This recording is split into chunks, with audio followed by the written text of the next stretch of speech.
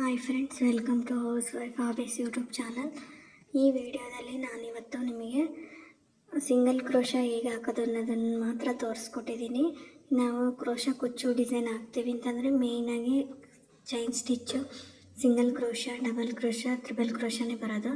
So ಹಾಗಾಗಿ ನಾವು chain stitch, single crochet, double crochet, triple crochet ಹೇಗೆ ಹಾಕೋದು ಅನ್ನೋದನ್ನು ಹೊಸ್ದಾಗಿ ಕಲಿಯೋಂಥವ್ರು ಚೆನ್ನಾಗಿ ಪ್ರಾಕ್ಟೀಸ್ ಮಾಡಿದ್ರೆ ನಾವು ಡಿಸೈನ್ಗಳನ್ನ ತುಂಬ ಈಸಿಯಾಗಿ ತುಂಬ ಚೆನ್ನಾಗಿ ಹಾಕ್ಬೋದು. ಸೊ ಹಾಗಾಗಿ ನಾನು ಇವತ್ತು ಸಿಂಗಲ್ ಕ್ರೋಶ ಹೇಗೆ ಹಾಕೋದು ಅನ್ನೋದನ್ನು ವಿಡಿಯೋ ಮಾಡಿದ್ದೀನಿ.